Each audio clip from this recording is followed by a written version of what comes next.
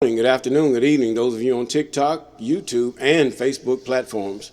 I'm Mr. Clay on YouTube and Tyrone Clay 213 on TikTok. We thank God, even the Most High, for you, and even you. Now, we're reading from Deuteronomy Chapter 22, the 22nd chapter of Deuteronomy. Yes, let us pray. Oh, we thank you for this most holy first day of the week. We thank you for all things that you've done, most holy one, even the Holy One of Israel, Yasharah. We thank you for all things that you've done. Yes, we thank you for dealing with us, dealing with our minds, dealing with our hearts. Yeah, knowing that it's not the things that we think they are. We think that they are knowing who we are. We think that we're just going to pop into your kingdom any kind of way. Yes, without even no way of pleasing you. We ask you to teach us the law, but the New Testament doesn't have a way of teaching us the law. But your law, even that which comes from that Torah, that Old Testament, that Septuagint. Yes, that Pentateuch. We thank you for those laws that you've given us, that we might have a measure of whether we walk in righteous before you or not. That we have a measure of whether our thoughts are even acceptable in your sight, how you ever view us, that our thoughts, our minds, our actions are acceptable with you. Yes, you've given us a measure even with the law that we have. No other book can teach us this but your law, and we thank you for these things. Yes, and we give God the praise for you, and that you're walking, striving to walk according to the law, even those things that our government, our president, even our king have prescribed and we have agreed to. Deuteronomy chapter 22, the 22nd chapter of Deuteronomy, verse 1. Thou shalt not see thy brother's ox or his sheep go astray, and hide thyself from them. Thou shalt in any case bring them again unto thy brother. Now he's talking to Israel. He's talking to the Bantu. He's talking to your brother. He's talking to those you are kin to, near kin to, as far as nations. He's saying, hey, you see this. I don't care if you hate him or not.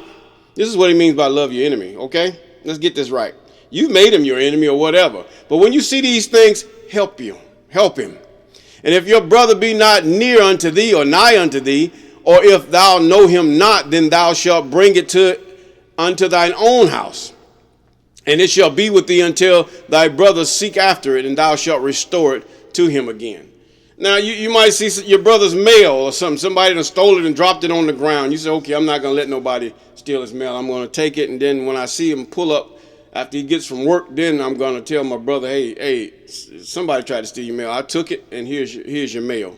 You know, unopened, nothing. Just do what you have to do. Yes. And in like manner, that's just an example, okay? In like manner thou shalt do with his ass, and so shalt thou do with his raiment, and with all lost things of thy brothers. In other words, you see something laying on the ground, and you know that it belongs to your brother, an Israelite, a Bantu. You know it belongs to him. You do not keep it. That is a curse upon you. Do not keep it.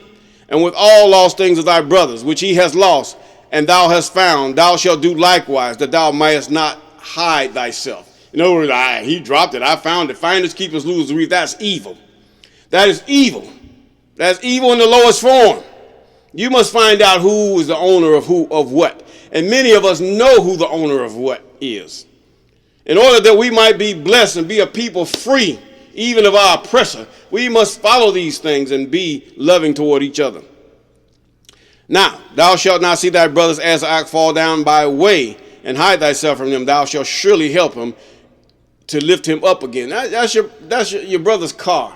He needs that for work. You see your brother in a ditch. You see your brother sitting up there, lost. You know him. It ain't the fact that you don't know him. You know this person. You stop and you help this person. Now, a woman shall not wear that which pertaineth unto a man. Oh, here comes the kicker here. This is the kicker. Yeah. What pertains unto, if it's in the male section, I'm going to put it like this. If it's in the male section of your favorite box store or your department store, it's not for women. If it's in the women's section, now let's go again. He said, "In a man,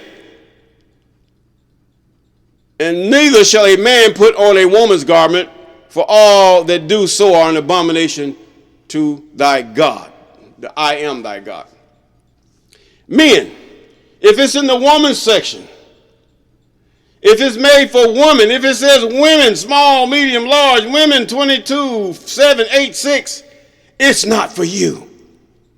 If you put it on, it's an abomination unto the Most High. Women, there's the men's section. You see his brogrange, you see his shoes, you see his boots. Yes, some of you might have to wear boots. They also make women that are boots that are for femininity. Yes, they do. You get it from there. It's better to be obedient than sacrifice. Yes, be obedient. Your husband's stuff is right there. Oh, I'm going to look sexy in this. Yeah, get it off. They make things for you to look sexy unto your husband. Man, you don't have to dress up for what they call, you're going by a pagan thing anyway. For Halloween, some of you dress up like women. Do you want to be a woman? Or are you a cross-dresser? It's an abomination. That's what God says.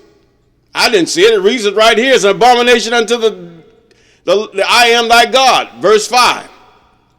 If a bird's nest chance to be before thee in the way, any tree or on the ground, sitting upon the young or upon the eggs, thou shalt not take the dam with the young. In other words, one or the other you're going to take. Either you're going to take the mother, cook it, eat it, or you're going to take the eggs, cook them and eat them. Not both. She can bear more eggs. And the eggs will hatch younglings. Some animal might need it or want to eat it. Now, verse 7. Thou shalt in any wise let the dam go. Let the mother go. She's going to make more eggs. And take the young to thee, that it may be well with thee, that thou mayest prolong thy days. There's a reason for that. When thou buildest a new house, then thou shalt make a battlement for thy roof, that thou bring not blood upon thy house, if any man fall from thee. In other words, somebody go on your roof. Your roof doesn't have the rafters. Your roof is just thatched over. And they fall through your roof. That blood is on your hand if that man die. Yes, it is. Verse 9. Thou shalt not sow thy vineyard with divers seed, lest the fruit of thy seed which thou hast sown and the fruit of thy vineyard be defiled. What is it saying? This is called GMO, cross-pollination, cross all this stuff or whatever you want to call it. You're crossing stuff. They're going to join together. They might create some new species or something. This is what the heathen do. In other words, you're going to have corn with corn, wheat with wheat, apples with apples, oranges with oranges, whatever seed that is, let that seed grow of itself and among its kind. That's what it's saying. Thou shalt not plow an ox with an ass together. Yeah, that might be a fight there. But anyway. 11, thou shalt not wear a garment of divers sorts as of woolen and linen together. What he's talking about? Is he talking about a blend? No. He's talking about if I wear like a cotton, then I wear wool pants. He's talking about like if you wear a polyester blouse, but yet you wear a cotton skirt or a cotton whatever, wrap or whatever you want to call them women things. But anyway, he said, don't mix these things. And thou shalt make thee fringes upon the four quarters of thy vestures wherewith thou coverest thyself. Now some take it as being around, and some take it being just putting four fringes on one corner or the other, however they judge the corner. You be the judge. Now, if any man take a wife and go in unto her and hate her, and give occasion of speech against her, and bring up an evil name for her, and said, I took this woman, and when I came to her, I find her not a maid. Now, this man was being deceitful. Let's keep reading. Then shall the father of the damsel and her mother take and bring forth the tokens of the woman's or the damsel or the virgin's virginity unto the elders of the city in the gate.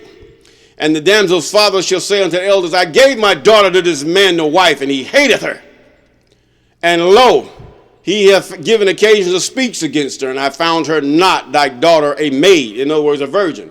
And yet these are the tokens of my daughter's virginity. He's placed a white sheet under whatever they had when they got married, and he busted the hymen, and the blood came down.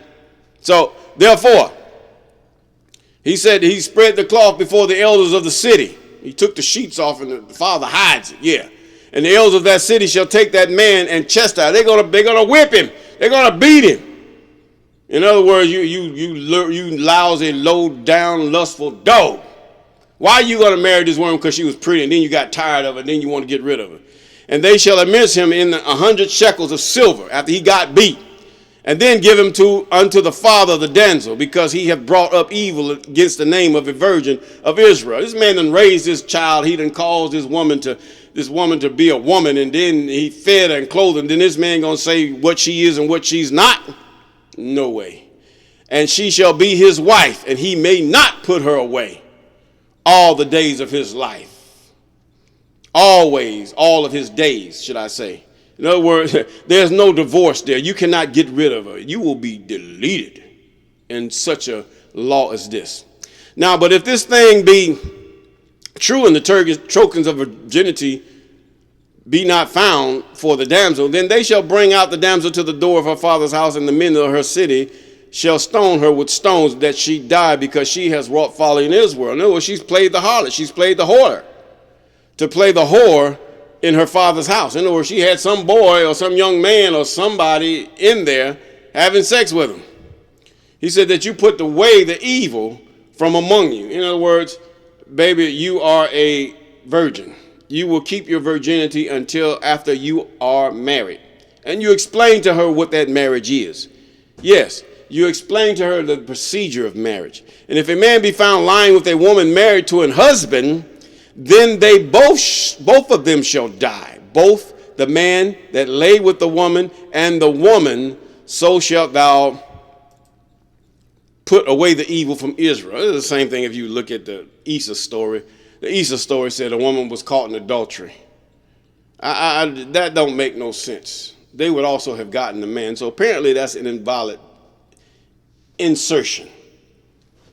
Now, if a damsel that is a virgin be betrothed unto her husband, and a man found her in the city and lie with her, he says she's a virgin, she never had any relations with any man, then ye shall bring them both unto the gate of the city, or the gate, the door of the city, or the entrance of the city, and ye shall stone them with stones that they die. The damsel, because she cried not, she was enjoying it apparently, being in the city, and the man, because he hath humbled his neighbor's wife. So thou shalt put away the evil from among you. In other words, there was equality here. Both of you get deleted, okay? Now, all right? Because she was a fiancée of a man. Although he never had sexual intentions, or he never had sex with her, the man that betrothed the wife, she was engaged to him to be married to her. Therefore, practically, she was his wife. He hadn't come with her with the sex yet. And they haven't had the ceremony yet. But no, she's going to go around and lay with another man. We know how many times that happened before she gets married. Now, but unto the damsel thou shalt do nothing. He said, if you find a man betrothed in the field and the man force her to lie with him. Let's go back a little bit with that. He says, if a man, in verse 25, I went a little bit too far. He said, if a man be betrothed to a damsel in the field, and the man force her and lie with her, then the man only that lay with her shall die. In other words, you raped another man's wife, to put it bluntly. You have forced, you have violated this woman that is betrothed to another man. Even if she wasn't betrothed, it's still deletion. Now, he said, the man only that lay with her shall die. But unto the damsel thou shalt do nothing. There is in the damsel no sin worthy of death, for when a man riseth against his neighbor and slayeth him, so is this matter. In other words, when you force yourself upon a woman, man, that's the same as death. You have killed that woman. You have ruined her in her mind. You've done all these things, and God said you should be deleted. Now, you say God is absolute. Have you ever watched the story of Star Wars where they tell the evil is good and the good is evil? They say the dark side is absolute and the rebellion is liberal. The dark side is more righteous than the other side, than the liberal side. All right, put the evil from you, out of your house, out of your home, out of your hood if you can. You build your own compounds that you might live a life and have laws like the Most High until he comes. For he found her in the field and betrothed the damsel, and the betrothed damsel cried, and there was none to save her. Now, if a man find a damsel that is a virgin, which is not betrothed, and lay hold of her, in other words, woman, if you get forced upon, cry, holler, tell. At that moment, don't wait 3 years down the road saying, oh, he had sex with me, I was scared. That's a lie. If you are trained, you have to tell your little girls, your little boys, if something happens to you, cry out right then. Cry out as soon as they leave you or you can escape. Cry. Go and get that test. Go and get that test. Because once it's over with and you done washed all your clothes and all your body and stuff, it's over. You cannot prove nothing. But yet these laws, they get a few days in jail and then they're gone. They don't care.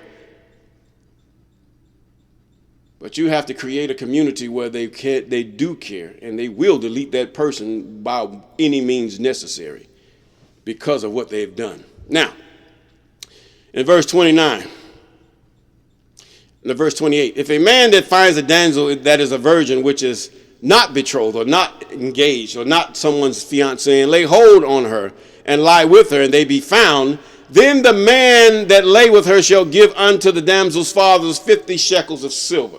In other words, you're going to give to her father some money. You're going to do this. And she shall be his wife because he has humbled her. In other words, although she consented, you, man, were held responsible. You are the one that's spoken up throughout the Bible. You are the one that's supposed to be the leader. God have warned you. We're going to come to that scripture eventually, where God warns the man about the woman and what she would do. Now, God warns you about this woman. He sure does.